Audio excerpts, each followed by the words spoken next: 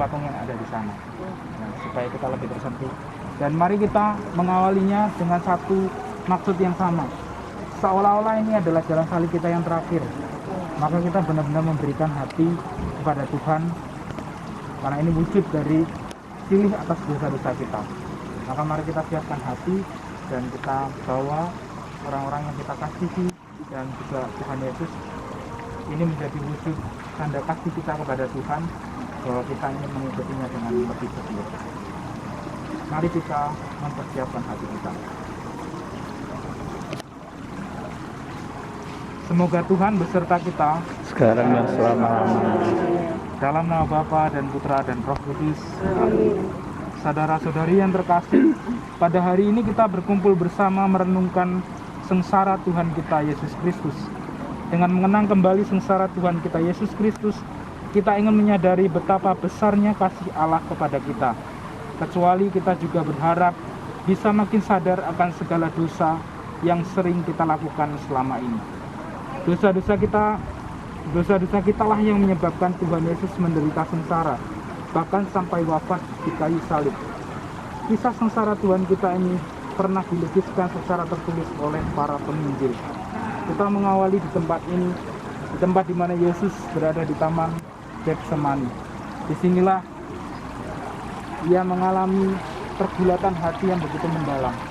Maka mari kita bersama-sama menyatukan hati untuk memulai jalan salib ini. Kita berdoa bersama. Allah Bapa yang Maha Baik, kami bersyukur kepadamu karena Engkau menunjukkan bersama pada hari ini. Kami ingin merenungkan sengsara Tuhan Yesus Kristus. Semoga Roh Kudus yang Kau curahkan dalam hati kami membuat kami semakin menyadari betapa besarnya cinta-Mu kepada kami. Tuntunlah kami agar kami berani meninggalkan dosa-dosa kami. Ajarlah kami agar kami tidak takut mencintai Engkau dalam keselamatan kami. Karena Yesus Kristus yang bersama Engkau dan Roh Kudus dalam hidup kami hingga sepanjang masa. Amin. Mari. Salam Maria, penuh rahmat, terpujilah Engkau di antara wanita, dan terpujilah buah tubuh Yesus. Santa Maria, Bunda Allah, doakanlah kami yang berdosa ini, sekarang dan waktu kami mati. Amin. Terpujilah Engkau di antara wanita, dan terpujilah buah tubuh Yesus. Santa Maria, Bunda Allah, doakanlah kami yang berdosa ini, sekarang dan waktu kami mati.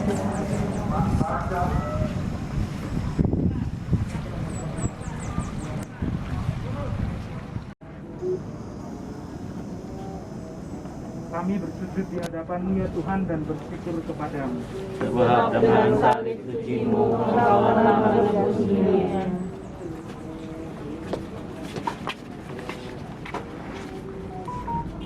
Barnabas yang jahat dibebaskan, sedangkan Yesus yang tidak berdosa justru dijatuhi hukuman mati oleh Pilatus. Dijatuhi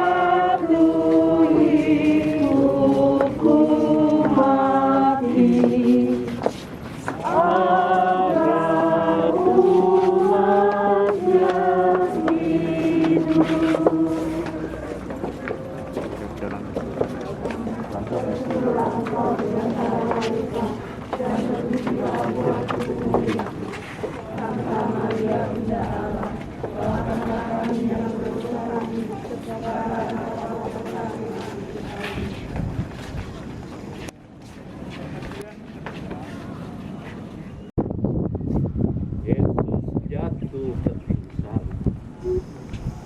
Tetapi yang lebih menyiksa Dia adalah dosa-dosa kita.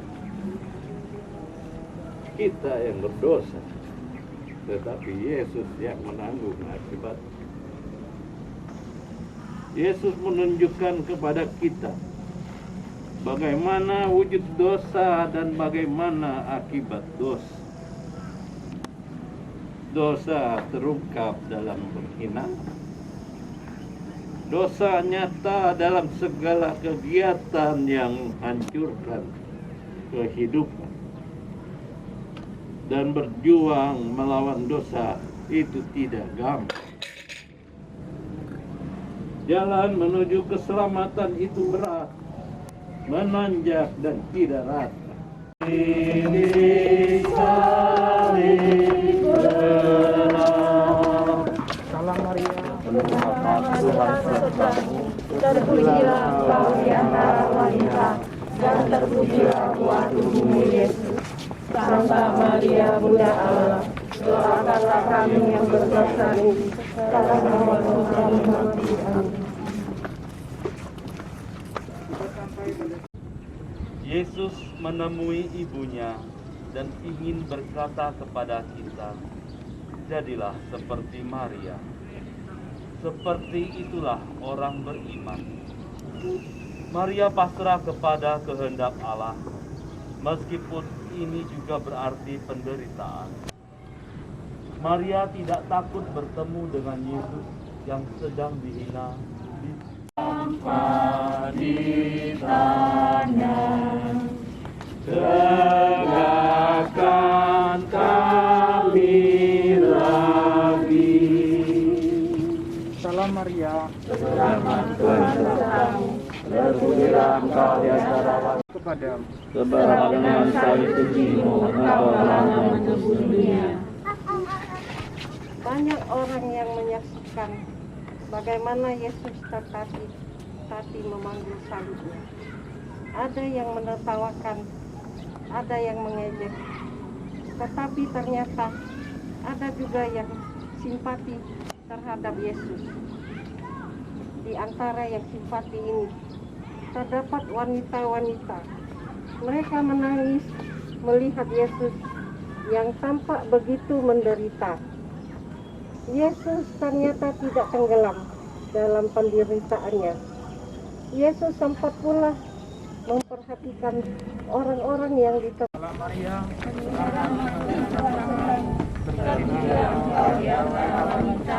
Dan terpujilah buah tubuh Yesus. Santa Maria Bunda Allah, doakanlah kami yang berdosa ini, sekarang dan waktu kami mati. Amin.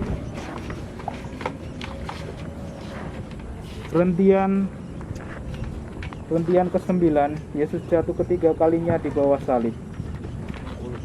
Perhentian ke-10, pakaian Yesus ditanggalkan. Kami bersujud di hadapan-Mu ya Tuhan dan bersyukur kepadamu. Sebab dengan salib suci-Mu Engkau telah menebus dunia. Para serdadu belum merasa puas menyiksa Yesus. Mereka ingin membuat Yesus malu. Pakaian Yesus mereka tanggalkan. Yesus ditelanjangi di depan orang banyak. Sikap para serdadu itu ternyata juga sering muncul dalam diri kita. Entah sudah berapa kali kita membuat orang lain malu.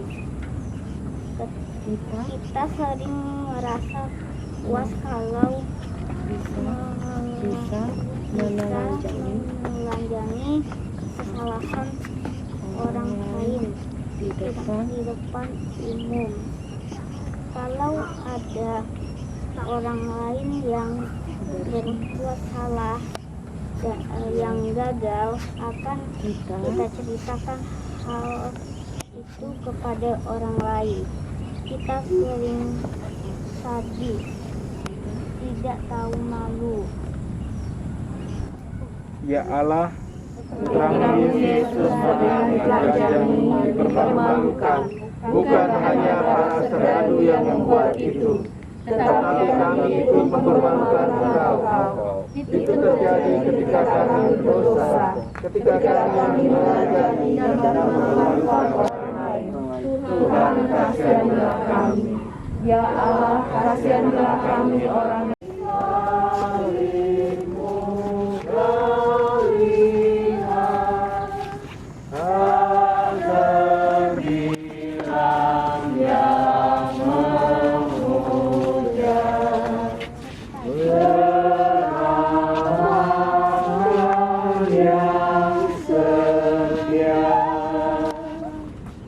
kematian ke-12, Yesus wafat di kayu salib.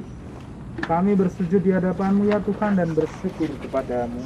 Sebab dengan salib suci-Mu Engkau telah menebus dunia. Saudara, begitu panas mengingat tubuh Yesus semakin melemah. Sudah 3 jam Yesus bergantung di salib. Akhirnya Yesus berseru dengan suara nyaring, "Ya Bapa, ke dalam tangan-Mu kuserahkan nyawa." Yesus kepada kehendak Bapa tak tergoyahkan sampai akhir hayatnya. Ketaatan Yesus inilah yang menyelamatkan manusia, yang menyelamatkan kita. Ketaatan kepada kehendak Allah terang bukan perkara yang gampang, lebih-lebih kalau sedang berada dalam keadaan lemah, dalam situasi sulit. Tetapi kita diajar oleh Yesus untuk taat kepada Allah dalam keadaan apapun sampai mati. Yesus mengajarkan kita bahwa kematian bukanlah titik akhir hidup kita. Seperti butir gandum, dia justru bisa menghasilkan buah berlimpah kalau jatuh ke tanah dan Saudara-saudari yang terkasih, kita baru saja mengikuti jalan salib Yesus. Kita diingatkan betapa besarnya cinta kasih Allah kepada umatnya. Namun manusia, kita masing-masing sering kurang menanggapi cinta Allah itu sesuai dengan kehendaknya. Kita sering gagal dalam mencintai Allah dan sesama kita. Inilah dosa-dosa kita. Dan dosa-dosa kita ini membuat jalan salib Yesus menjadi lebih panjang dan lebih berat. Kita memang tidak perlu lantas putus asa. Tuhan yang hadir di tengah-tengah kita tetaplah Tuhan yang Maha Pengampun. Baiklah sejenak kita sadari kembali cinta Allah dan dosa-dosa kita. Marilah kita berdoa. Ya Allah, Engkau amat mengasihi kami, telah Kau ciptakan menjadi anak kesayangan-Mu. Ketika kami jatuh ke dalam dosa, Engkau mengampuni. Putra-Mu yang terkasih Kau utus ke dunia untuk menebus kami. Semoga kebaikan-Mu ini menumbuhkan keberanian dalam diri kami untuk menjadi anak-anak. Kami tetap ingin setia pada kehendak-Mu, meskipun ini bisa mendatangkan kesengsaraan dalam hidup kami seperti yang dialami Yesus. Tuntunlah kami agar kami tidak melakukan dosa. Semua ini karena ajudan dengan berharap Yesus Kristus Tuhan, yang dalam persekutuan dengan Roh Kudus mendampingi hidup kami kini dan sepanjang segala masa. Amin.